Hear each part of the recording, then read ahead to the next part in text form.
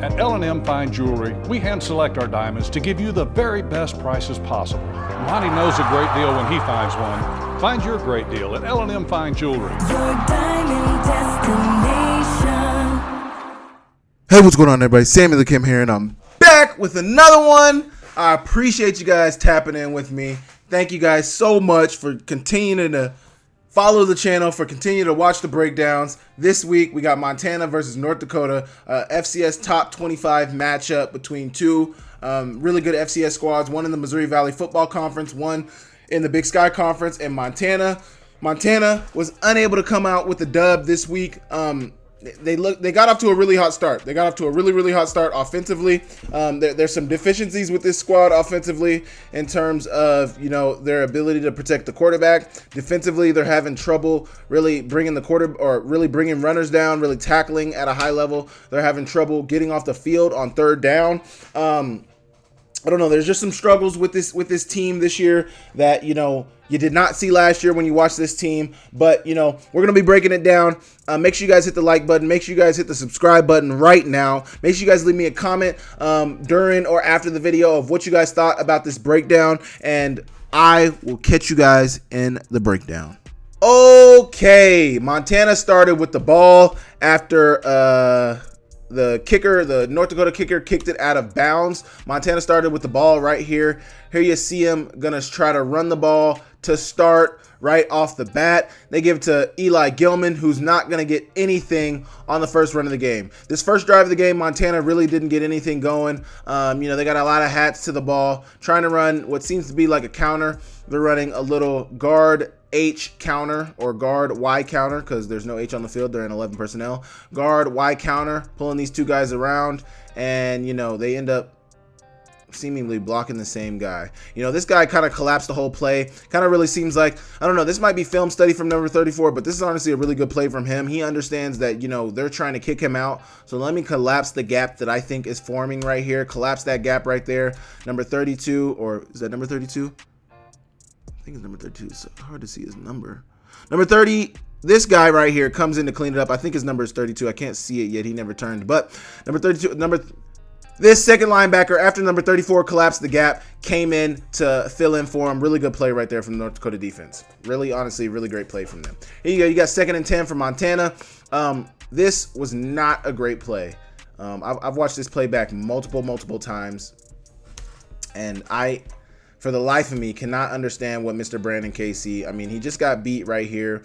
It's tough to watch, but oh my goodness, like he's got beat pretty bad right here. Pretty bad right here.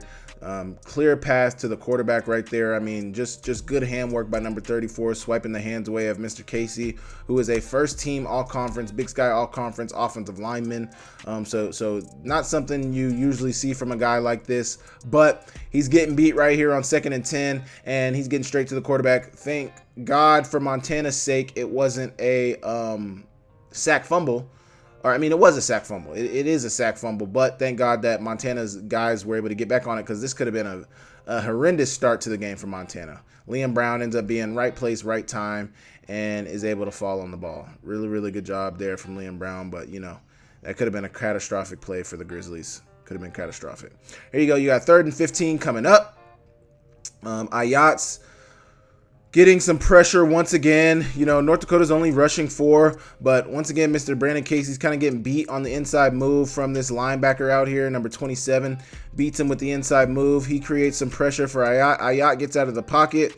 I don't know if this is a stunt or if this might be a stunt. That might even be a hold by this guard right here too. A lot of times they call those holds, but, you know, that guy just got tossed down. 91 gets pressure on Ayat. He gets it off to Stevie Rocker, who gets down, but not before he was short of the line to gain. So they're going to punt it away to North Dakota, get him pinned down inside the 10-yard line, and North Dakota's going to start their first drive. Little RPO action to start the game. One-on-one down here with Trevor Gradney and Bo Belquist, who is their top receiver. He actually broke a record. I think he broke their receptions record, I think, during this game. But one-on-one, I don't know if Jackson Lee got his hand on the ball right here, but Trevin was in tight coverage. The ball's low, and, you know, they're not able to complete it. Funny enough, you know, North Dakota did really North Dakota did a really good job of affecting the game on the ground for Montana. But if you look at what they were able to do in the pass game, they were 11 for 24 completion percentage. They only threw for 97 yards, and they completed 46% of their passes. So kind of around, a lot of times when you see a Montana defense play against a quarterback, they're around that 40 to 50 below. They're always below 60%, but they're usually around 50 to 55% completion percentage. They were below 50%.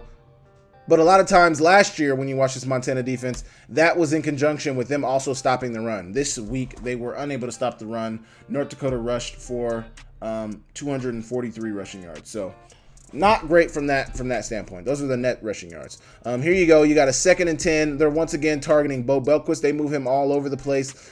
He's got one-on-one with Ronald Jackson, who didn't get the PI right here. He's looking back at the ball. But, there were some unfortunate PIs from him and Krishan Gordon later on in the game that we will see. But good one-on-one rep right there. Here you go. 3rd and 10 for North Dakota.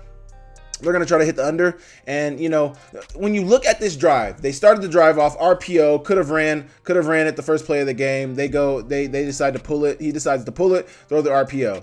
Then they go next play. He tries to throw one-on-one fade in man coverage to Bo Belquist. Incomplete. Then next play, they try to throw it under, and maybe you can say it's coming in hot, but it's just dropped from the receiver. So North Dakota did not start the game off strong, and to say the least, they went away with what is really their bread and butter, which is the run game, the power run game, getting downhill, controlling the clock. They didn't do that. So minimal clock came off, and this is just a bad drop, but I don't know if he would have got the first down anyway after catching this, but maybe he heard the footsteps, whatever. But Montana's able to get off the field in a quick 3 and out, same way they did their first offensive drive. Now Montana's got the ball back after a lackluster punt from North Dakota. They're around midfield. They're going to hand it off to Nick Osmo to start. I actually think this might have been 2nd down. Yeah, this is 2nd down, but he's getting good yardage on 2nd down. I think he got past the first down yardage, actually. Yeah, he's right past that first down yardage. Into North Dakota territory. Now you got Xavier Harris, who's getting across the middle on a little spot route right here, and they're getting the ball to him. Looks kind of like a curl concept. You got the OTB route from Xavier Harris, over the ball route from Xavier Harris. You got the flat from your number 2 receiver, who looks to be Sawyer Racanelli. You got the hookup route up top from your tight end, swing route from your running back, and on the backside, as you can see, once they get the ball to Xavier Harris, you see Keelan coming back down on the curl. Keelan White coming back down on the curl. Xavier Harris gets the ball. He's right short of first down yardage, about 2 yards short of first down yardage. But now, I think they ran 3 verts here. I don't 100% know that I can't confirm that they ran 3 verts here, but it seems like a 3 verts concept. It seems like Xavier Harris was definitely running a deep over. Great play from Ayat, who once again has pressure in his face. They bring a corner blitz on the outside. He's able to affect him a little bit. Ayat didn't even see him, so it's good that he wasn't in there. But the center, Liam Brown, gets beat as well on this rush. And then also, the left tackle gets beat as well. So a little tough there from that standpoint. They get pressure on Ayat. Ayat's able to evade the pressure, find Xavier Harris downfield. Xavier Harris makes the catch, makes a move, and is able to get in the end zone. Really, really good play right there from Xavier Harris, and the touchdown. Montana takes the 7-0 lead. I think Xavier Harris early on in the season has looked really good at receiver. I've been very impressed with what he's been able to put on tape. He's been able to make plays. Obviously, I think if you've paid attention to Xavier Harris throughout his career at Montana, he's been a playmaker. He's been a guy who's been able to make plays from all aspects, but he's been really affecting the game at a high level in the past game so far this season. Here you go. Once again, bad tackling for Montana. So you talk about the tackling for Montana. It's been a problem for them all season long, and it's going to continue to be a problem for them in this game. Watch this right here. You get a one-on-one with Ronald Jackson, not bringing his legs with him on this tackle, kind of just trying to bring him down with his arms, and he just gets thrown off. And then quarterback gets upfield, getting Krishan Gordon. What a block by your quarterback. I mean, how many quarterbacks are trying to do that? This guy wants to win. He wants to win. But, after the missed tackle from Ronald Jackson, who really becomes your contained guy, because they do kind of get these guys sealed up with the tight bunch down here. They get, everybody who's inside of there, T-Rail, sealed up. Ronald Jackson really has to be the guy to make that tackle. He does not. and they're off to the races. They end up getting about 15, close to 20 yards on that run. Here you go, 1st and 10 coming up for North Dakota after that. And, things get tough. Riley Wilson, who was back after, not so sure it was disclosed what Riley Wilson was dealing with, but he dominates the, the right guard? He dominates the right guard right here. Really dominates him, throws him to the side, and meets the running back in the hole. Really, really good job there from Riley Wilson. Really great job from Riley Wilson for a TFL. I don't know if he got credited with the TFL, but it definitely, he should have got credited with the TFL. That was a tackle. They lost a yard. Should definitely be a TFL for Riley Wilson. Really good job there for him. Next play, they're going to run it to Zebarth, who's, maneuvering in the hole, running with good patience. He gets Cajo lost right here. Look at this, just bad eyes, lost. Cajo should really be the guy making this play right here. He should fill right there and meet Zebarth, But last time he saw Zebarth, he can't see him. He can't see him now. He sees him now. Now he can't see him. Last time he saw him, he was behind these 3 linemen. I think that's linemen and a tight end. Yeah, these 3 linemen and a tight end. Next time he sees him, eyes are bad and he's gone and he's behind you. So tough play right there. Just got a little bit too down in there to be able to make a play on the ball. Trying to seal up his hole. Trying to play it right, but he can't. And then we get a kind of a missed tackle from Trevor Gradney here. Not kind of. He missed his tackle right here. He's hooked up with this blocker, but got to bring him down right there. Krishan Gordon comes in and makes the tackle. Not before Zebarth gets the first down though. Here you go. A 3rd and 4 for North Dakota. Should be their 3rd down of the game. They're going to try to run it. And Krishan Gordon's coming in on the blitz on the edge and making the play. Really, really good job. In conjunction with, I think Pat Hayden was in on that play as well. Can't so much see the number. It's hard to see numbers. But I think they ran a little stunt out here with their linemen. And these 2 guys get in on the tackle. Really good play there from the Montana defense. Trying to see the number. I think that's 69. So that's not Pat Hayden. Number 69. Who I think is Noah Cashminer. Here you go. You got 4th and 5. The first 4th down for North Dakota. Well, they're going to, not the first 4th down for them, but they're going to go for it for the first time on 4th down, on 4th and 5. And man, Riley Wilson, it seemed like it was really good to have him out there early on in the game. He was making an impact early on in the game. Good hand movement right here to swipe the tackle's hands away and get to the quarterback and disrupt that screen that they were trying to run. I think they still would have been on it though, because you got Learman here who's right on the running back's back for if he would have caught that screen.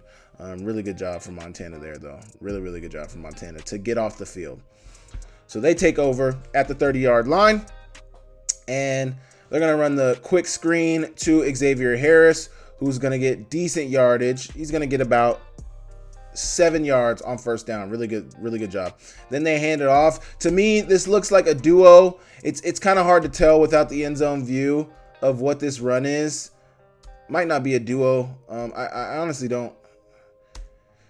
Inside zone, kind of looks like an inside zone. I said duo because of this double team right here, but if it was duo, we'd see another double team right here, and that's not what we get. We don't get 2 definitive double teams. We just get 1 double team. So I think more than anything, this is probably an inside zone play or mid-zone type play. But, the biggest thing is Eli Gilman's going to get upfield. And once again, just like it happened with Montana and Cajo via Cajo for Montana, number 4, this corner kind of gets down in there, gets lost in the wash. These 2 tight ends are double teaming this end right here.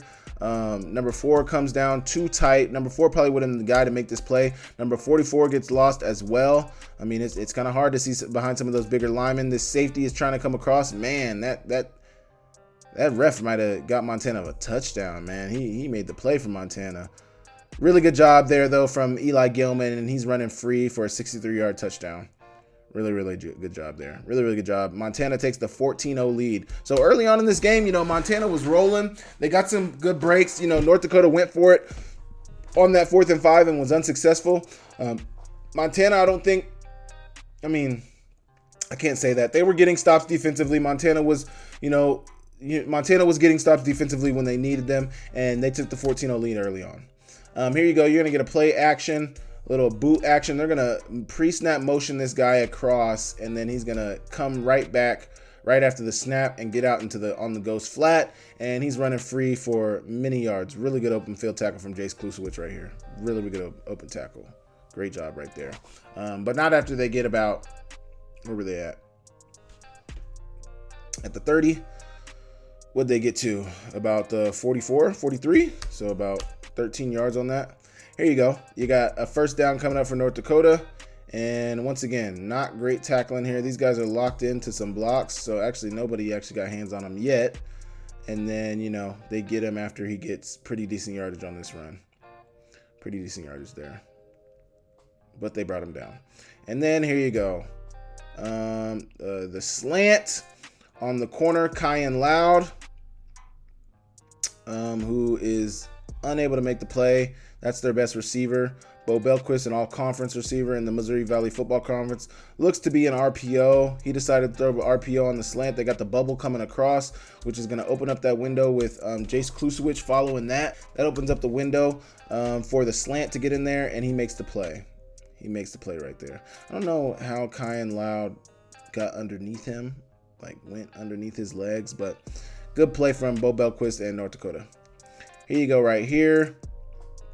They're going to try to throw the vertical. They're running 2 verts with a hitch on the outside. They're going to try to throw the number 2 hitch. I think if Romfo has this one back, I think he tries to throw the hot to number 15. You know, Tyson Rostad vacated this window right here. That's your hot right there. You got an easy completion right there. He should have thrown that now to the number 3 receiver. He didn't. He decided to take the shot to number 2. It's a cover 3 for Montana. Trevin Gradney does a really good job. This is something that you saw if you watched that Idaho versus Wyoming game.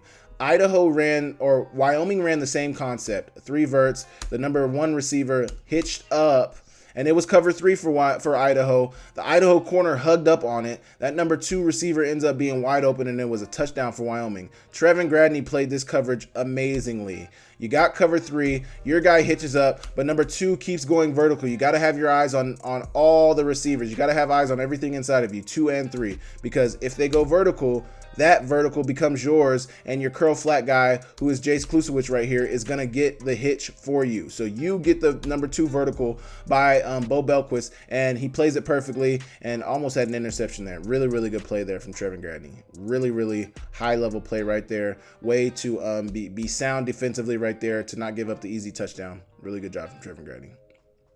Here you go, 2nd and 10 for North Dakota. They're going to run it, and a missed tackle here. Tough breakdown. This running back really did a good job of making Trevin Gradney miss right here. And then Cajo, who's kind of engaged in a block, kind of gets a hand on him, isn't able to get a hand on him, gets pancaked as a result of it. But if anybody needs to make this tackle, it would be Jace Klusowicz.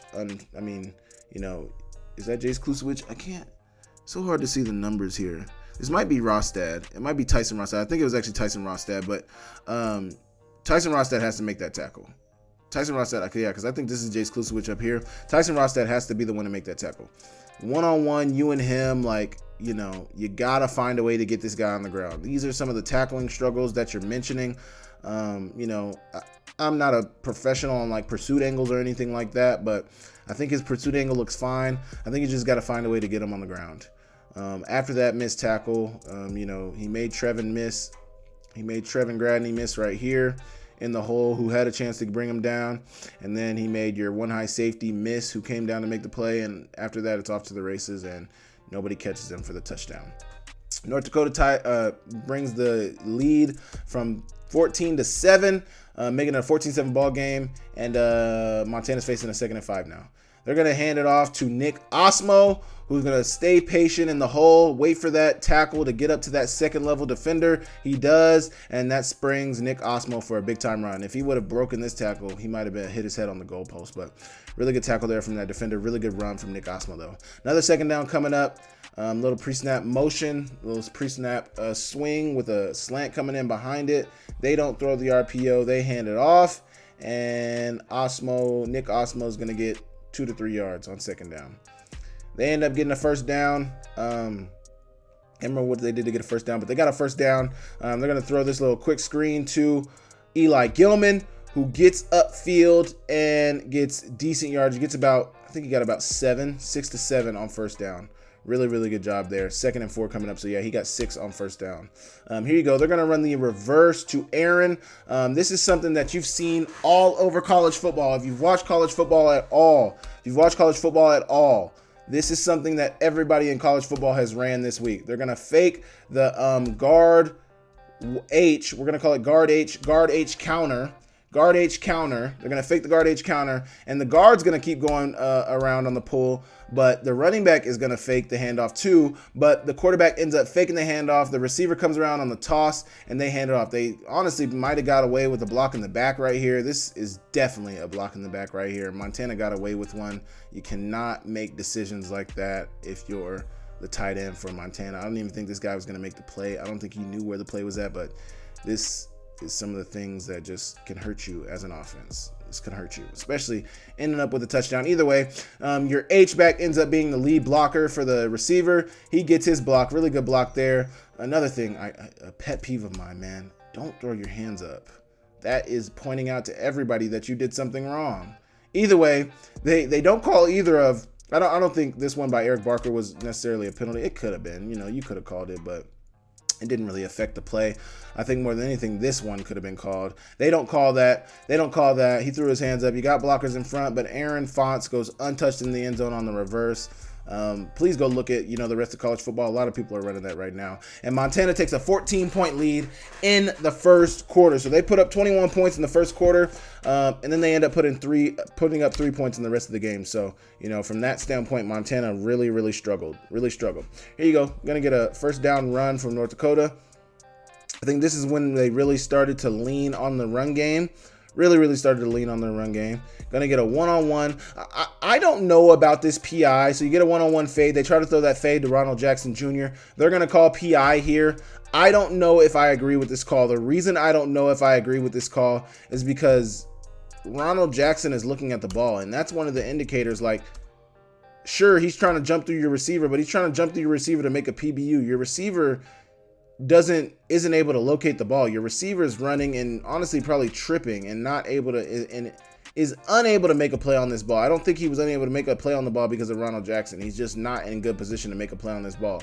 Ronald Jackson just happens to have better position than Bo Belquist. It honestly shouldn't have been thrown. It was covered really well, and they do throw it, and it's a PI. It's going to give North Dakota a first down. Here you go. You got a first down. A little play action. They're going to try to throw the slot fade here. Trying to throw the slot fade. He's unsuccessful. Really good coverage by Krishan Gordon. Once again, trying to target Bo Belquist. A majority, I'd say 70% of their passes most times are going to Bo Belquist in this offense if it's not a run. And really good pass breakup from Krishan Gordon right there. Really good job right there. Here you go. You got a 2nd and 10 now. And they're going to get a tackle for loss right here. Really good job from the Montana defense on 2nd and 10. Coming in, bringing a late blitz from Cajo. He gets in there. Gosh, went back a little too far. Cajo gets in there.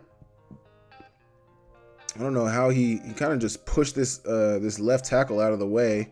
His left tackle was, trying to block Riley Wilson. He wasn't really locked in on Cajo, so Cajo kind of just shoves him out of the way and gets the TFL. Krishan Gordon comes in on it as well.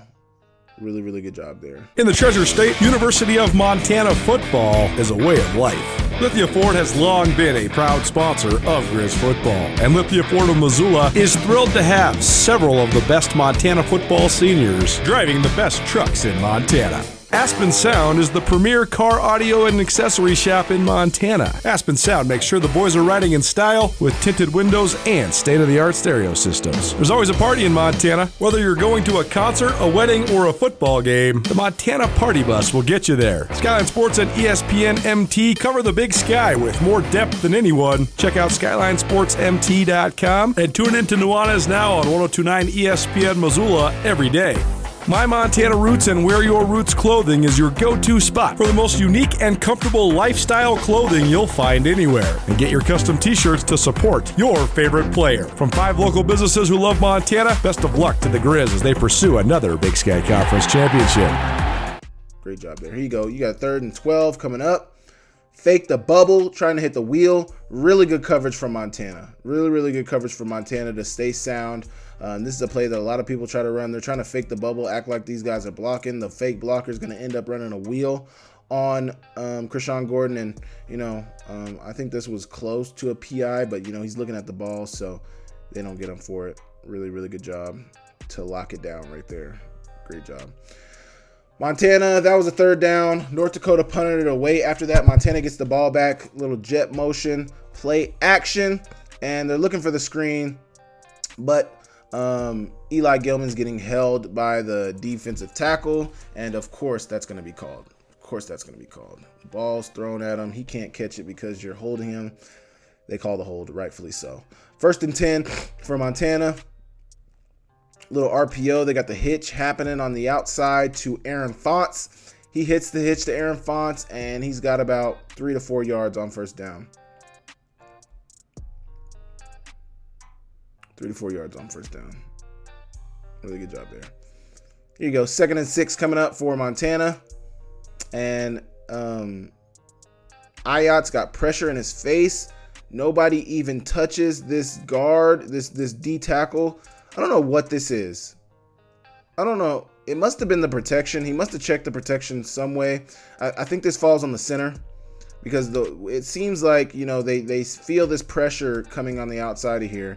And Ayat must have checked them in a certain protection to know that this pressure was coming in here, because the way the linemen are reacting to this, they're leaving this inside guy. They're getting the two widest, which are these two guys on the outside. But they end up leaving this guy wide open. I don't know if it's Liam Brown. I don't know if it's this guard who needs to get him, but he's untouched through the middle and almost ends up with a sack. Fortunate enough, Ayat was able to get the ball off fast to his tight end, and he gets first down yardage. 2nd and 6 coming up. They're going to hand it off to Stevie Rocker, who is unable to get anything going. He slips down after a gain of about 1 or 2 maximum. 3rd and 4 coming up for Montana. He's going to drop back and once again hit his tight end across the middle. I think that is Barker once again. Eric Barker once again on the over the ball route. Seems to be a route that they must have schemed up a lot. The curl concept that they're running up here. Another curl by their receiver up top. He's not able to get open, but they get it to Barker. Here you go. Handing it off to Eli Gilman, who's slicing and dicing in there on what looks to be an inside zone. This actually might be a duo right here. You got the double team right there, getting up to the second level. I don't know. Who knows? But it's blocked up pretty well by Montana. They get decent yardage on it. 1st and 5 coming up. I think they called a penalty. You got a 1st and 5 coming up. Pretty decent pocket for Ayat. And this is one that I think he missed. The DB's playing off. It's hard to get the coverage. It's hard to see what the coverage is on the back end. Seems to be some type of third. One high safety. You got a third. This safety or this corner looks like he's playing a third. But Aaron Fonts gets behind him. I believe I put the end zone view on here. Aaron Fonts gets behind him.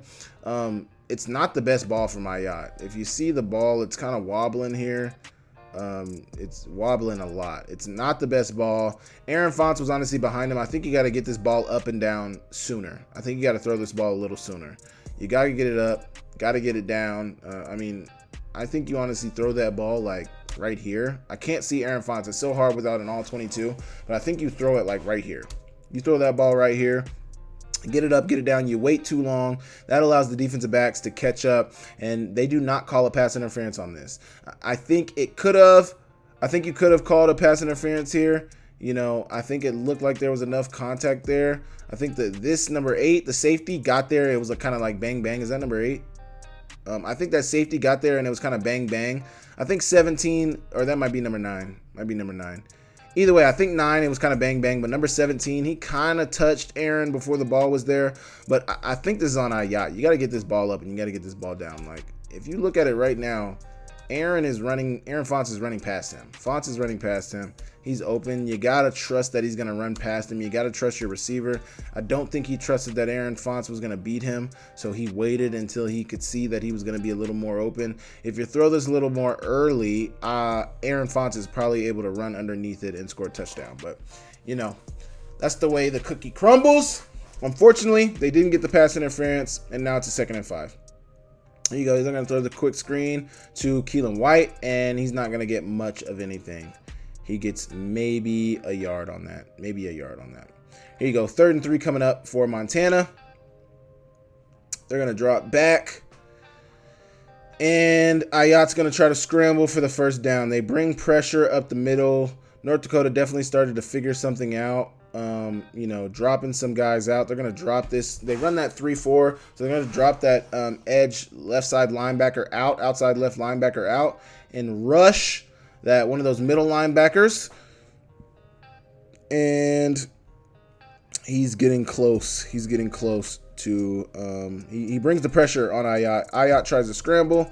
Good block upfield by Osmo, but the defensive back covering Ryan Simpson notices and goes and gets him. Doesn't make the tackle, but he lets his guys get in there, so that Montana is short of the first down.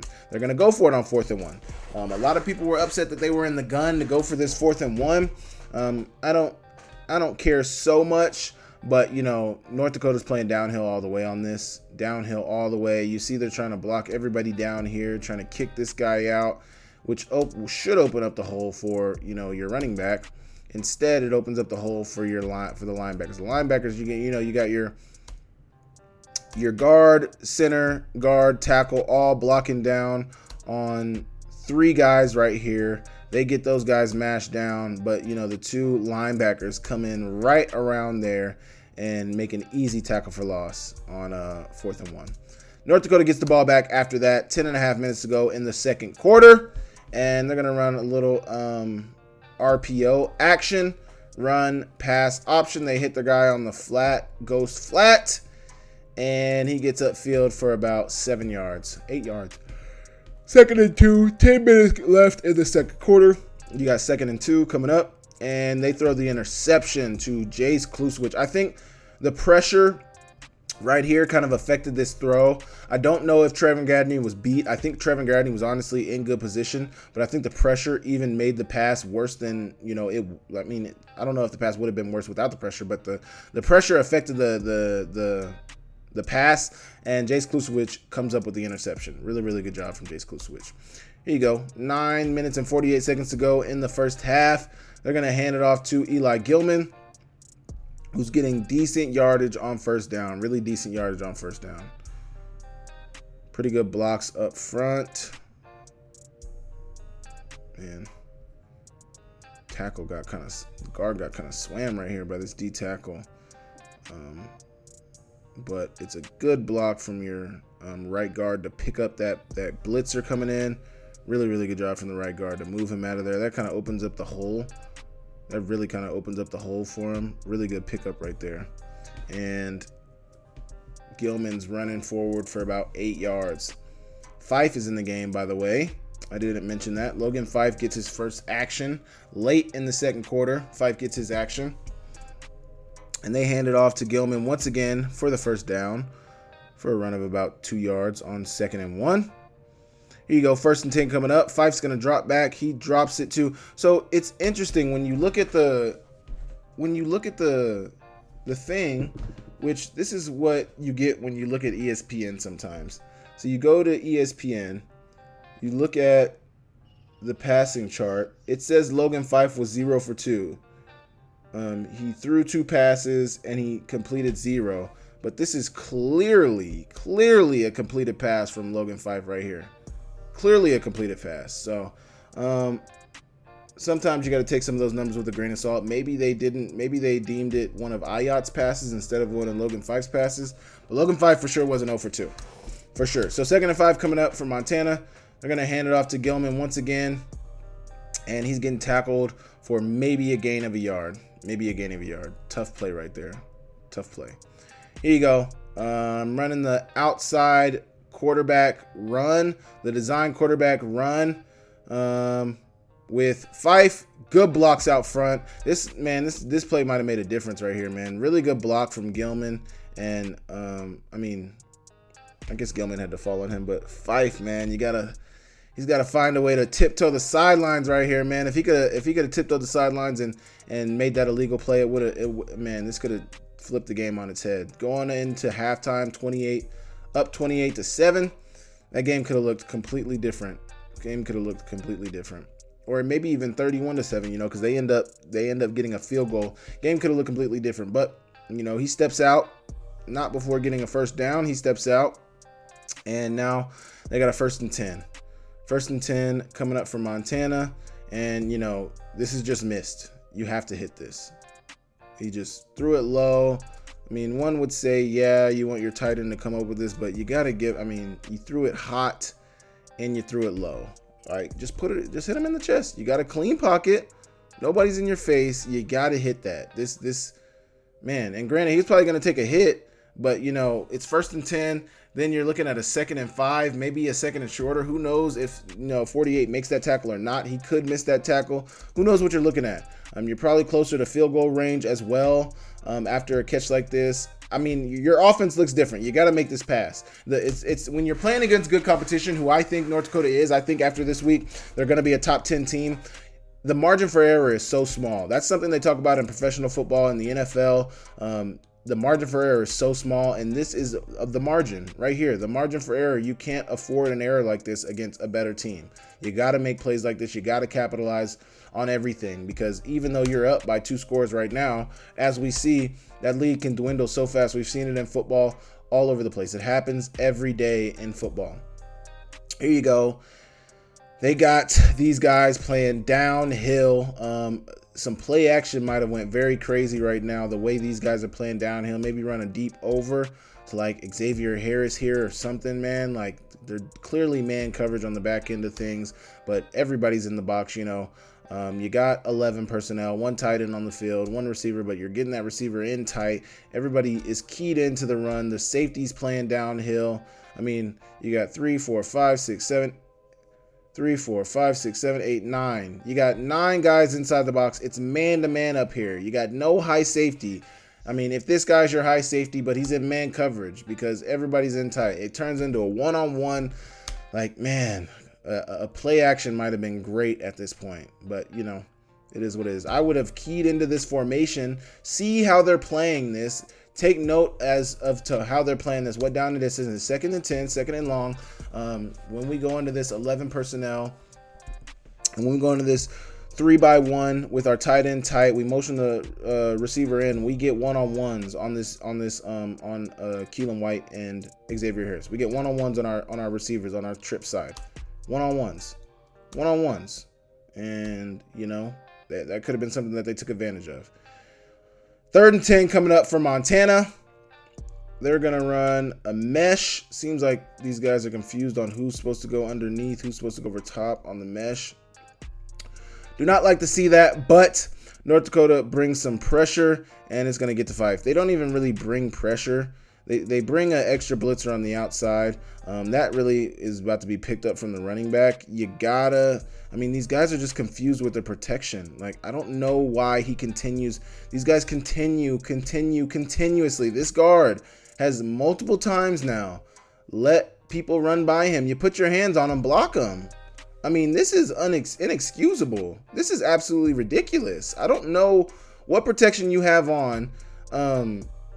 They're trying to pick up the blitz, and it seems like they are keyed into the blitz. Like, it seems like because they're trying to pick up the furthest 2 outside guys. But, okay, the communication is all off with this offensive line. The communication is not right, because if you two are picking up the 2 furthest outside, that needs to be communicated with this running back too. This running back needs to understand that, okay, these 2 guys are going to get the 2 furthest outside. I need to know that we're hot on the inside, and if this guy comes free on the inside, they'll need my help on the inside. But it's just a communication issue. There's no cohesion with this offensive line. It's just not right. I don't know what needs to be right. I'm not an offensive line guru. I don't know protections like that, but this should be picked up. This should be protected. They're bringing 5. There's a one-on-one right here with your guard, Grimsword. He's one-on-one right there. You got a one-on-one. Your guard ends up being one-on-one with one of the. I just don't know. I don't know. Your 2 right offensive linemen seem to be on the same page. They're one-on-one. Your center's not touching anybody. I would guess would say, honestly, maybe not even if Osmo's the one getting them. Your center's supposed to be the one helping out on that. Your center's the one who comes over and helps that. You push that to the guard, pushes this guy to your center. He ends up getting this guy. Your left tackle ends up getting the backer on the blitz. And that's how it's blocked. But there's 5 coming. You got 5 linemen. It should be protected without having your running backs help. You shouldn't need your running backs help. And unfortunately, this has happened multiple times to where guys have just gotten sent off by this guard. And I don't know if he's in the wrong, because he could not be in the wrong. He could honestly maybe be expecting help from your center, but the communication is not right. Something needs to get fixed with this offensive line because the communication is wrong. That's clear as day to anybody watching this, just as I am. They get the sack on 3rd and 10. Montana punts it away. They pin them down inside their 15, and North Dakota is going to go right back to running the ball. Inside zone for North Dakota. And they're getting about 5 yards on first down. Now you got a pass on 3rd down, 3rd and 4 from North Dakota. Throwing the more out concept. So a more fade and an out, quick out from Bo Belquist. And he gets the first down. Here you go. 1st and 10 coming up. 4 minutes to go in the second quarter. And Bo Belquist on the bubble is getting pretty good yardage. Really good job there from Bo Belquist. Here you go. 1st and 10, 3 minutes to go. They're going to hand it off to the running back, and it's a pretty good tackle from, I think that was Mr. Ronald Jackson. Pretty good tackle right there. Good job. Here you go. 2nd and 6 coming up for North Dakota.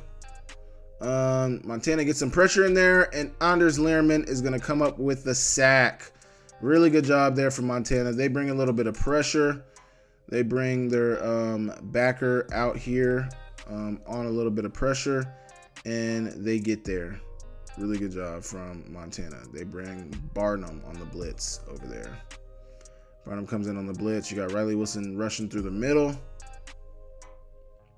and it creates the pressure. Learman is able to get there for the sack. Really, really good job. Here at Five Valleys Restoration, your view is our view, and what a beautiful view it is.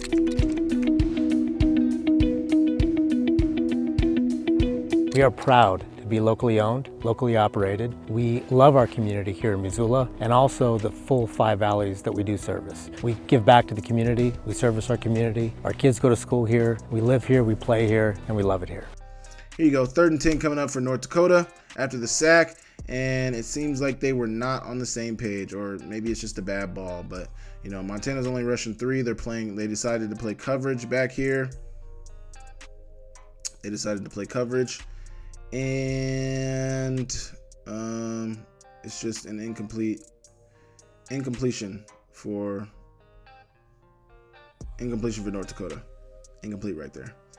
Here you go. 1st and 10 coming up for Montana. 1:51 to go. Ayat is back in the game. You got 1:51 to go in the half. And immediately they're getting it to Sawyer Racanelli for decent yardage on first down. Now they're trying to go fast. So you got a 2nd and 3 coming up. 1:30 left in the half. They're throwing the under to Sawyer Racanelli, who catches it and gets upfield and out of bounds. Really, really good play there. 1:26 to go, 1st and 10 around the 40-yard line. And once again, they get it to Sawyer Racanelli. He's caught 3 in a row on this drive. This one was a little OTB route right over the ball. They're running the curl concept. As you can see, the running back is your flat horizontal stretch. Keelan White's coming in on the curl, and then you can't really see it down here, but Aaron Fonts was running a curl as well. Sawyer Racanelli gets it on the OTB. He gets 6 on first down. 2nd and 10 coming up for Montana. They're trying to cover for those unders coming underneath, so they got a man running with it, but that zone, that dropper is going to drop right there where it was supposed to be coming at. They throw the sail route. Looks like they're running the sail concept, or no, not even sail concept. Looks like a burst out. They throw the burst out to Aaron Fonts, and it's unsuccessful. Incomplete pass right there on the burst out. Ball was a little high. It was decent coverage from North Dakota, but you would have loved to complete that right there. That stops the clock, though. Got a 3rd and 4 coming up, a minute to go in the half. And you get the screen to Keelan White, who's making a guy miss and getting upfield. Really good job from Keelan White. Good catch. Good move. And he gets upfield past midfield for Montana. Now they're around the 40 of North Dakota. Ayat's going to drop back, almost gets sacked. Doesn't see the pressure coming in there. Gets out of the pocket and gets the ball off. So it's going to bring up a 2nd and 10. 2nd and 10 coming up. And it's incomplete. I think the ball got batted right here from this receiver, but, it's probably better that it got batted because that guy is waiting right on it. Might have been an interception, or, Aaron Fox is going to get killed. Unless he was trying to throw it behind him to Racanelli. Either way, it's incomplete. 3rd and 10 coming up for Montana. Ayat's going to throw it up to his receiver down here, and it's a pass interference for Montana. Tough play right there. Or pass interference for North Dakota. Really good play for Aaron Fox to try to jump back through him and draw the flag. So they're going to get 15 yards. They ended up on the 25-yard line. They get it to Xavier Harris, who bobbles it initially, but he did get a foot down. He came down with the catch. They also ended up getting a roughing the passer. I went back too far. So, no, I skipped it. They ended up getting a roughing the passer, so he got the ball off. Number 44 still hit him. I don't know what he thought he was doing, but that's definitely roughing the passer right there. Here you go. 1st and 10 inside, right inside the 15-yard line. They're going to try to throw this wheel route. I don't think you wait on this. I've looked at this multiple times. You got to see what is coming in front of him. There's 2 receivers over top. There's DBs over top of him. Give him the ball now. Give him a chance to catch it and, potentially maybe make a move or go to another read. I think this is probably like the main read. Everything else is really covered. But, I think you give him this ball on a line. You don't float it up over the top. I mean, you did put it in a good spot to where either he's going to catch it or nobody's going to catch it. But I think instead of that, just give him it now. Go now. Throw it to him now on a line and let him try to beat those guys to the pylon potentially. If anything, you try to let him beat him to the pylon and lower the shoulder to get in the end zone, not floating it. I mean, I know, honestly, that ball is right there, though. I mean, he could have made that catch. It's just tough. That's a tough angle for a running back who doesn't make a catch like that all the time. So, I wouldn't ask that. I don't know. It's a tough play to make. Unfortunate for Montana. 25 seconds to go in the half. Ayat's going to drop back. He's going to almost take the sack, but he's going to airmail it to the back of the end zone, and there was absolutely nobody there. They get the intentional grounding, but also on top of the intentional grounding, they end up kicking the field goal. I think they ran one more play to Aaron Fox on an under. He got, decent yardage, close to the 10, maybe 15-yard line. They kicked the field goal, making it a 24-7 ball game for Montana. They're up by 17 at half, and, North Dakota gets the ball to start the half. Not bad first half for Montana, but you see some of the issues that were there that are going to rear their ugly head in the second half. You saw them in the first half. They were there. They were evident. There was problems there for Montana. They start the half off with a pass, which is the same way they started the first half. He looked down this way, end up rolling. Everything's kind of going to the left, so this must have just been a decoy. This must have just been eye candy down here. They're trying to hit the over or the comeback to Bo Belquist, and they end up calling pass interference on Ronald Jackson. He's kind of tripping and on his back as the ball was coming down, and they end up getting him for the pass interference. Here you go. 1st and 10 coming up for Montana or North Dakota, and they're going to run an inside zone, and they're getting decent yardage. They get about 3 yards on first down. 2nd and 6 coming up. Once again, trying to pass it. And, man, these are the plays that you got to make the most of. 2nd and 6, you got to get to the quarterback. So, you get some pressure on the quarterback to flush him out of the pocket. Honestly, could have been a hold right here on Cajo. He's definitely getting held. The refs decided not to call it. But, if that's a hold, if I've ever seen one, I'm trying to be fair, trying to be objective. That is a hold. He's wrapped his arms around this guy's shoulders. I mean, that's a hold. He would have got to the quarterback had he not done that. 100% would have got to the quarterback had he not done that. But he does. Cajo's out of position following that. And then, Ramfo runs right up that gap vacated and gets good yardage after taking a big hit from Rydermeyer. But he gets really good yardage inside the 45-yard line of Montana. 1st and 10 coming up. They run it to the running back number 20. They kind of had a stable of running backs back there that got carries, and they get 4 yards on first down, which is a good first down run. Then next run, the hole is gaping and wide open. Split zone play right there. Split zone run play.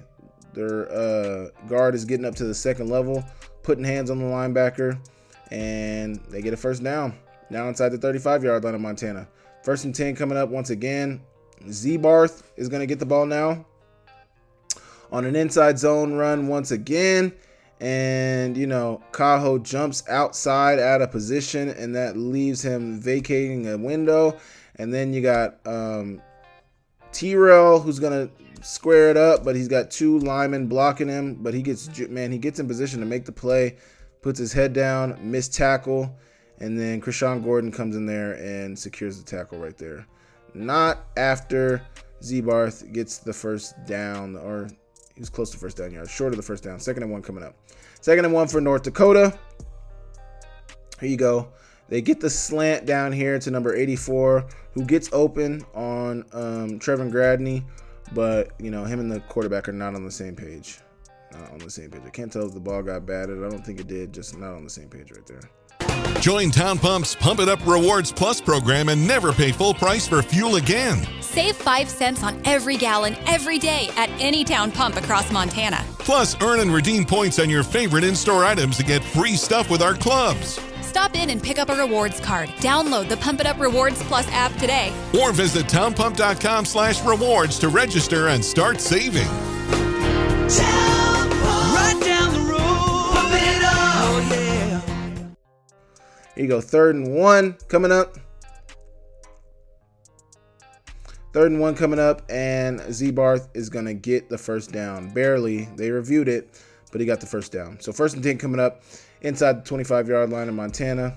They're going to run it, and he's going to be stuffed before he gets to the 20-yard line. Maybe right at the 20-yard line. 2nd and 9 coming up. They started running this a lot. Throughout the end of the back half of this 3rd quarter and throughout the 4th quarter, this ends up being a staple. Montana, they love to bring a lot of pressure. With a lot of pressure sometimes comes a lot of man coverage. Montana was not switching this off. They stayed playing it true. So from that standpoint, if your corner, they got to be on different levels. That's how it's played. I think if you wanted to play this true, the adjustment for Montana would be switch the levels. You want them to be on different levels so it makes it harder for them to run things like this. But also with it, them being on different levels, it makes it harder for you to converge on it. So with that, play your safety off, Krishan Gordon, and play your corner tight. Have him play tight man coverage so that when they try to run that man beater, because that leaves your corner liable to get rubbed off by this number 2 receiver. I don't know. That's the fix for it. They end up hitting it. He takes a big hit. They review it for targeting. It was not targeting. It was just a very clean hit right there. Very clean hit right there. So here you go. 3rd and 3 coming up. They try to run the flat to they try to hit the flat to Bo Belquist right here. They're unable to get it to him. They try to throw the slot fade to their receiver, which honestly was probably his 2nd read, but he didn't have his 1st read. You see he looks at Belquist first, doesn't like it, goes to the fade, and a very untimely PI call on 3rd down. Very, very untimely. Got to get your head around. You kind of just ran through the receiver. Receiver might have flopped a little bit, but your head's not turned around. You have no idea where the ball is at. It's just not great. It's unfortunate right there. Half the distance, and now they're inside the 5-yard line, and they hand it off to Z-Barth, who hurdles over and gets in the end zone. Touchdown, North Dakota. They make it a 24-14 ball game, and this is Montana's first time touching the ball. 5.5 minutes into the 1st quarter, into the 2nd half, Montana's finally going to get the ball, and what do? You got to let this go. You have to let this go. I know that, maybe it might have bounced into the end zone, and I can see where, you might think that, but this guy has kicked it out of bounds now at this point, 3 times up to this point in the game. He's kicked it out of bounds 3 times. Trust that the football gods are going to be on your side. The bounce is going to go out of bounds. You got to let that go. You do not field this. If anything, it bounces. I mean, either it goes out of bounds or it goes in the end zone. Either way, you're good. Either way, you're good. But, I mean, if it bounces on the field of play and it bounces in the end zone, just go field it and take a knee. Either way, you don't field this in the field. I mean, you don't field that right there. You don't field that right there. He does, and it's not a great return. He gets tackled inside the 20 when they've been starting the ball with on the 35 this whole game. Now they're starting like the 30 or 35. Now they're starting on the 20, and North Dakota State's defense is firing on all cylinders. Once again, a good move out here by this end. It's going to get inside of Brandon Casey out here at the right tackle position and, get hands on Eli Gilman before he's even able to get going. Really good job there from North Dakota. Really, really good job. 2nd and 8 coming up for North Dakota. Dropping back. Dropping back, trying to hit the OTB that they've been hitting all day. All day they've been running that curl concept, hitting that OTB. This is one where you might have picked the wrong side. That OTB has been there all game. I get that. The OTB has been there. It's been open all game. You've hit it for a decent yardage all game. But North Dakota is going to adjust. And they did adjust. They adjusted. But with that adjustment, that linebacker is playing it very tight. You got your horizontal stretch from your number 2 receiver, Xavier Harris. And then you got your curl coming in behind it. I don't like the posture at the top of the route. He kind of drifts into the curl route. But he's open. He's open. You can't work this left side. The left side is not there. If anybody was open on this left side, it would have been the running back, Eli Gilman. But on this right side, where you do get more of a man, it really looks like cover 3. It is a cover 3 look. Third, and a third with 2 hook defenders on the inside. You're bringing in a blitz from this linebacker out here, and then this guy's going to be your curl flat defender. So curl flat defender, he's covering this zone. You got a flat defender, a definitive flat defender from this linebacker out here.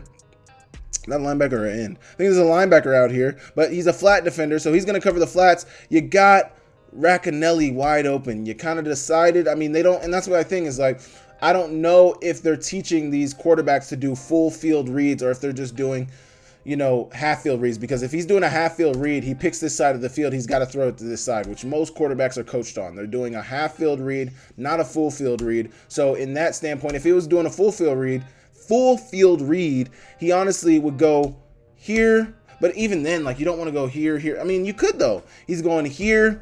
I don't have it. He would go here real quick. I don't have that OTB. I don't like it. It looks open right here, but there's 2-on-1 right there. So you go here, don't like it, 2-on-1. You go here, curl flat defender. You go back to the curl to the front side, and you see that it's wide open.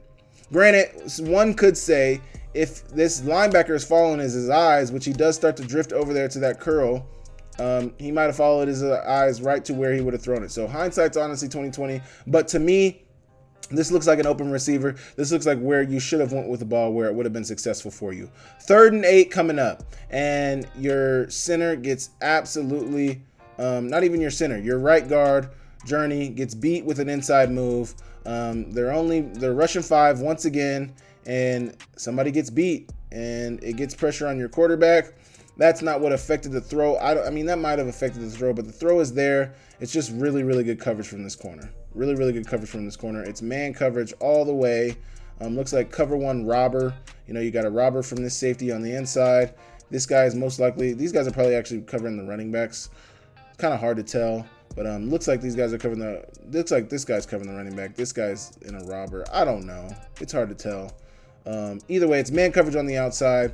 Your receiver doesn't save a ton of space for the throw on the outside. That might have helped you if you play it a little stronger here on the release. Save some space for the throw. I mean, you're started on the middle of the numbers pre-snap. You honestly should have been on the top of the numbers pre-snap.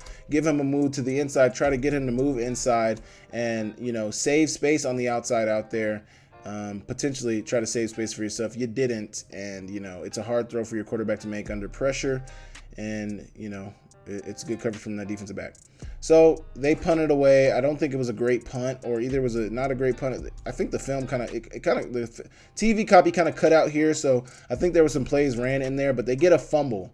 They do fumble the ball on the release. It looks like the quarterback was potentially trying to pull it. This guy came down. His read, the end, came down really hard. And that's honestly a pull read, even though they had another backer. Montana had another backer to recover for him. They pull it, and it's a tackle for loss. Second and 11 coming up for North Dakota. They're going to run a hitch RPO on the outside. So just that guy's on the RPO. Not even. Looks like he's throwing it all the way. So I don't know if everybody was on the same page because there's only one guy running a route. You got receivers. You got linemen downfield. I'm not sure. I'm not sure what's going on here. Maybe it was a run. Maybe he told him, hey, like, I'm throwing this, so just block for me. Either way, they get it off to him. He makes a good move on 2nd and 11, and they get the first down. 2nd and long. North Dakota gets the first down. Can't have it. Cannot have it. 1st and 10 coming up. They get penetration immediately with Riley Wilson. He's a little too far past the run. Zebarth is going to maneuver in there and get about 5 yards on first down. Good first down run. 2nd and 5 coming up. Quarterback drops the snap. I think it was still a design quarterback run unless the running back saw the ball go down too. It kind of seems like the way he reacted, it seems like it was already a design quarterback run. So he's going to get upfield and do what he was already supposed to do. The quarterback makes a really, really good move on the safety Rydermeyer right there. Rydermeyer misses the tackle, gets shook, and after that his momentum just carries him into the end zone. Really, really good run from Ramfo. Really, really good run from the quarterback right there.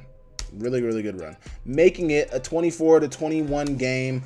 North Dakota has cut the lead to just 3 points, and, Montana is on their heels. Montana has barely been on the field. They've had 2 3-and-outs up to this point in the fourth quarter. They've had 2 3-and-outs. They've barely been on the field, and they get another drive now. Up by 3 only. The lead has been cut, and they're going to take another sack. Pressure once again. North Dakota brings a late blitz from this Mike Backer. He comes late.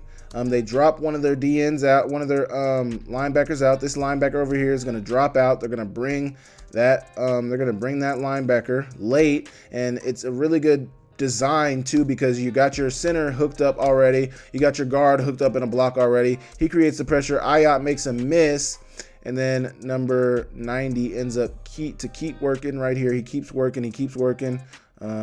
And he gets the sack. Tough play right there for Montana. Here you go. 2nd and 18. They're going to throw the swing route to Nick Osmo. Nick Osmo catches it and gets upfield for about 4 to 5 yards. You got a 3rd and 14 coming up. They get another pressure on your left tackle, Cannon. Good handwork from this linebacker. Good handwork from this outside linebacker. Really good handwork. Really, really good handwork. I don't know if this is outside linebacker or in. They look like they're in a 4-down set now, or 2 down with 4 stand-up ends. Either way, really good rush here. Swipes the hands of your left tackle, gets around the edge, and gets the feet of your quarterback to bring him down. Really, really good job there. Montana punts it away. North Dakota's got the ball with 4 minutes to go in the third quarter. Down by 3. 2nd and 3. Montana's linebackers are going to get a little pressure on the quarterback. They're trying to run this boot action, naked action actually, out here, and he just darts the ball to not take a sack. Here you go. 3rd and 3 coming up, and just an over pursue on the run right there. Over pursuit right there on the run. And they're able to get the first down. First off, let's look at the line of scrimmage. Look how North Dakota resets the line of scrimmage before, you got a little bit of pressure in there, but, they're moving guys up there. And then he bounces it out. And makes your corner really good tackle from Trevor Gradney to stay attached to him. But they got the first down. Good job from North Dakota. 1st and 10 coming up for North Dakota. 3 minutes to go in the third quarter, and they are not on the same page. Just not connected. And, he must have thought it was a run play. But, this is similar to that play they did earlier, where it's just that hitch. They had just that hitch attached. The running back's blocking. The tight end's coming across on what looks to be a split zone. But he must have just signaled. It must be a signal that, he must not have got. The receiver must not have got the signal. It must be, a check that they make. 2nd and 10 coming up. Got the ghost flat, a more naked action once again, bringing the receiver over, and the quarterback is going to scramble. 2nd and long, man. You gotta make this tackle. Cannot over pursue. I don't know why you're running. You got a guy out there. I don't know why you're sprinting so hard. You're good from that standpoint.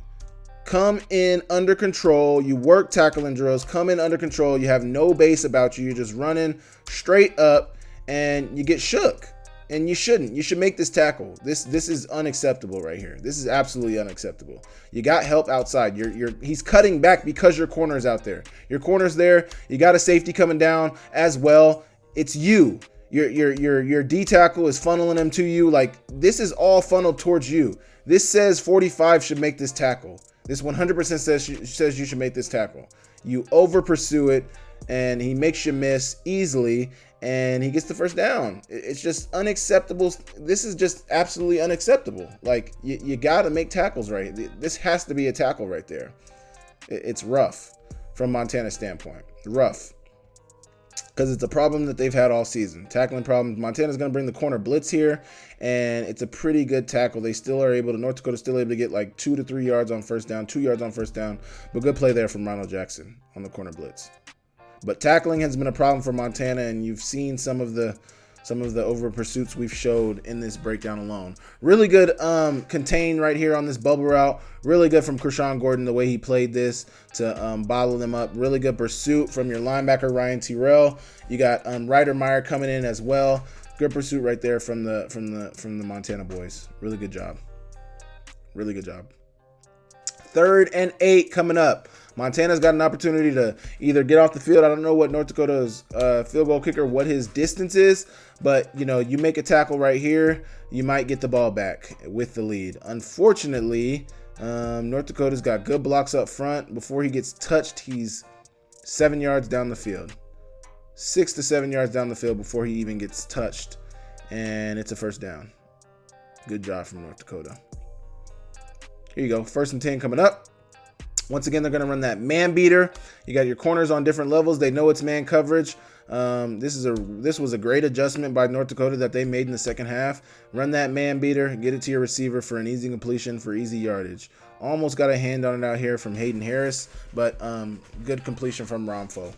2nd and 4 coming up for North Dakota. They're going to run it inside, and they get decent yardage to end the first quarter. To end the third quarter, they get about 2 to 3 yards in the third quarter.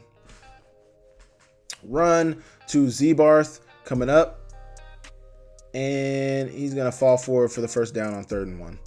1st and 10 coming up, another inside run. Krishan Gordon's coming off the edge on this blitz here, coming down the line of scrimmage, making a tackle, trying to make a tackle after the running back gets about 3 yards. 2nd and 7 coming up, and the man beater once again for the first down.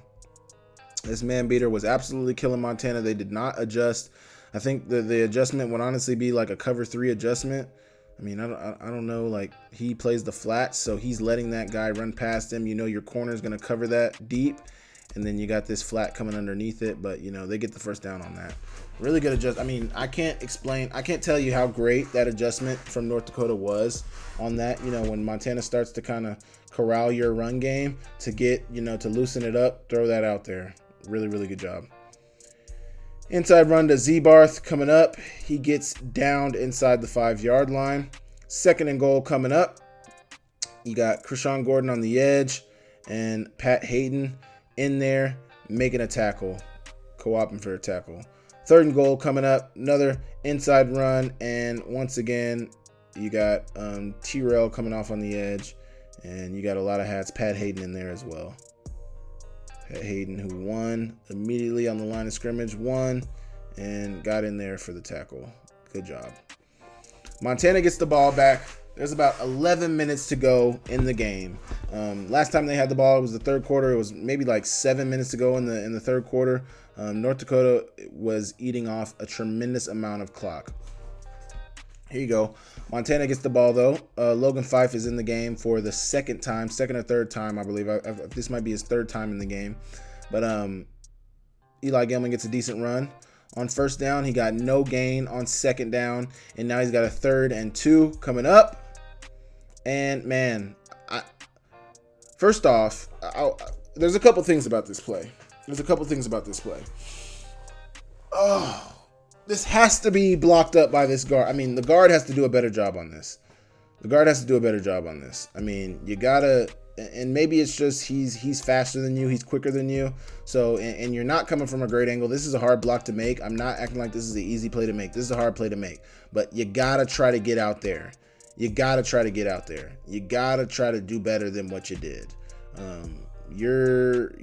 mean, and maybe he needs a little extra help from his left tackle to maybe, nudge him into the guard a little bit, but all of this, some of these issues that it seems that are happening with offensive line seem to be cohesion issues. Like they're not working together as a unit a lot of times.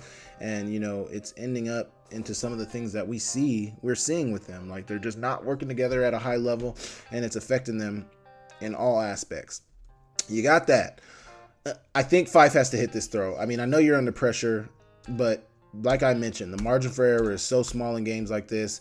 You had Ayat miss that post. It was a wobbler. It was a little late on the post. You had Fife miss the under to the tight end late in the second quarter, and then you got this. Like, I know you're under pressure. I know this is not an easy throw. I know you don't get to step into it, but the margin for error in a game like this, where you're just looking for a first down, you're just looking to keep the chains moving. Like, you get your receiver this. I mean, and honestly, like, you probably should have thrown it a little earlier. Like, you see him. He's going open right there. He's open right there. Let it go.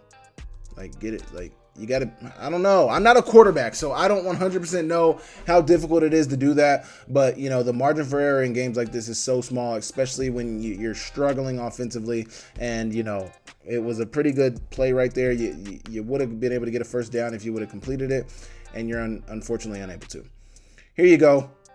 This is when North Dakota is going to take absolutely all of the air out of the game. I don't think they put the ball in the air one time during this drive. Run play on 1st and 10. They get 6 yards. 3rd and 2 coming up. Quarterback's going to run it. I think this honestly might have been a read. Let me see. It kind of seemed like it might have been a read. Kind of looks like they're trying to do like a split zone run. Because you got this tight end coming back across, and the quarterback's just like, yeah, whatever. Like, I'm following you. Just go forward. I mean, that's making a winning play right there. Either way, he gets the first down on 1st and 10. He gets the first down on 3rd and 3. Then you got a 1st and 10. Zebarth runs for about 3 yards. Now you got a 2nd and 6. Handed off to Zebarth once again. Zebarth gets about 3 to 4 on 2nd down. Now you got a 3rd and 2. They handed off to Zebarth once again, and he, I don't even think they gave him the first down here. They didn't give him the first down here, but he was very close. Very close to first down yardage. Now you got a 4th and 1. They put their tight end, former quarterback, in the game. He gets pushed forward on a tush-push type play for the first down on 4th and 1. Notice the clock. There was about 9.5 minutes when they got the ball. Now there's just under 6 minutes. They're hiking the ball under 10 minutes now. Under 10 seconds on the play clock now. They hand it off inside. Hayden Harris makes the tackle for no gain. They actually do put the ball in the air one time on this drive. One time, and it's a really devastating play. 2nd and 10 coming up for North Dakota. Man, really good play from Montana. It looks like they're about to get off the field. Really good play. Riley Wilson comes in right here. Way to read it. And Tyson Rostad as well coming in, making the play. Them guys co-oping for the tackle right there. Really, really good play. Those guys. Really, really good play right there. Now it's a 3rd and 11. You're looking at 3rd and 11. You can get off the field right here. They would punt it away. I don't think they have a kicker that can make a kick this far. You would get off the field and get the ball back. One-on-one. It's man coverage. You're bringing pressure like Montana does. They're dropping somebody out as well, but he's just not in the right position. They run the one-on-one slant. I believe it's 3 verts over on this side, or not even 3 verts, but vertical by number 3, a flat return route by number 2. I don't know what the number 1 receiver ran, but a one-on-one slant. Ronald Jackson Jr., this is just a good route from this receiver. This is a good route. Got your hips moving with the diamond release. One step upfield, out, back in, and first down.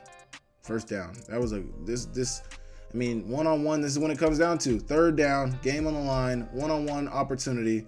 You got to win, and Montana did not win there, and it's a first down. Tough. It's just tough. It's tough for Montana. 1st and 10, under 4 minutes to go in the game. They hand it off to Zebarth, who gets It's 2 yards. 2nd and 8. Once again, inside zone.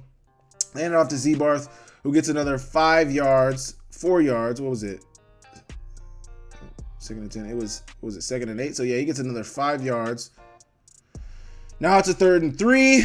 And they're going to try to throw the ball. And Trevor Gradney was right there. The pressure was also in there from Cajo on the outside blitz. He was not picked up from the running back. And, they get off the field eventually. North Dakota kicks the field goal, making it a 27-24 ball game. Montana has 2 minutes to go in the game. They had 9.5 minutes, so that means, North Dakota cut off about 7 minutes of clock on that drive. Just absolutely brutal. 7.5 minutes of clock on that drive, just absolutely brutal for Montana. Here you go, 2 minutes to go in the game. Ayat gets the ball out to Xavier Harris on looks to be a flat arrow, and he gets upfield for about 6 yards. The film kind of cut out right here, but they're going to throw the swing route to Nick Osmo, who doesn't get much yardage on that. 3rd and 2 coming up, and Ayat is going to he didn't take a sack. He gained like 1 yard, but, not much right there. Nobody's open downfield. Trying to see what they're running downfield is kind of hard because the film cuts out. I think they ran Tampa. I think this kind of looks like Tampa. Can't see the other safety. It's kind of hard to tell with the film cutting out what coverage they were in, but nobody really was open underneath. You really got this under from Xavier Harris, who looks open, but Ayat's gonna try to scramble upfield and he gets 1 yard. 4th and 1 coming up. Design quarterback draw. Really good blitz pickup right here from Nick Osmo. Really good job right there to pick that blitz up. And Ayat makes the corner miss. I think this was the corner. Makes the safety miss. Makes this safety miss and scrambles upfield. One thing I would say about this, Keelan White is not in greatest position, and obviously Ayat's this is happening so fast for him. But man, Keelan, go get an anti-clip and Ayat run out this way. You got to run to the right, man. Run to the right. But hindsight's 2020. He did really good with this draw. He did a really good job to get the first down, but keep running and get upfield and make it get them into manageable field goal position. But after they got into manageable field goal position, they're going to try to run the slant or even I think it was a slant or even an in route, a box route to Keelan White. Looks like they're running like their box corner concepts. Looks like it's mirrored both sides because you see Aaron Fonts hitches it up at the top, which is kind of how they teach it. You hitch it up. If you're open, you run man. You run in if you're in man coverage, and Keelan White's in man coverage down here, so he runs in. And it's good coverage from the defensive back. It's a pass breakup for him. Really good job there from the defensive back. 2nd and 10 coming up. Looks like quarters coverage on the back end for North Dakota. And it doesn't matter because they're going to get the sack. So they're rushing.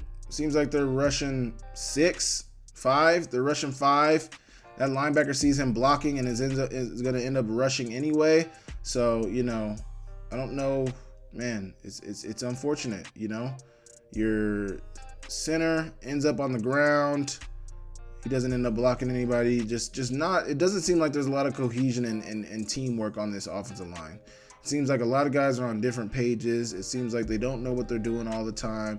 It seems like they don't always know their assignment. They don't always know who they have, who the unblocked man is. It just seems like a lot of confusion on the offensive line for Montana at this point in the game and at this point in the season. 3rd and 14 coming up for Montana. They get a little bit of pressure. They're gonna try to run the quick screen to Xavier Harris. I did not like this call. One bit. First things first, I don't think I don't know how long linemen are supposed to stay here, but they did not sell. It's just a good recognition from these guys. It's just good recognition from these guys on this screen. Just really good recognition from those guys on the screen. I would have liked something else. I would have liked if they would have ran something else. I didn't like this play call. They get nothing. They actually lose yardage on that play, making it a harder field goal. They're going to try the 54-yard field goal for Ty Morrison, who was the Big Sky special teams player of the week last week. And they try the field goal, and it is far right. He had the leg. It was far enough. It's just, he didn't have the accuracy, unfortunately.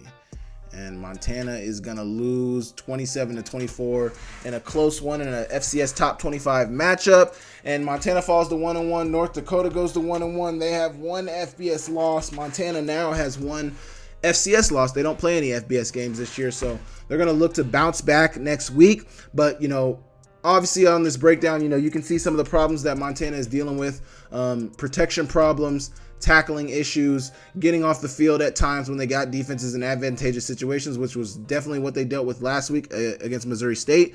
So it's going to be interesting to see how Montana is able to bounce back next week against Morehead State. Are they able to get some of these things figured out? We will find out. Make sure you guys leave me a comment. Make sure you guys subscribe. All the subscriptions that you guys give me help me out a ton. I appreciate you guys so much. And I will see you guys next week. Thank you.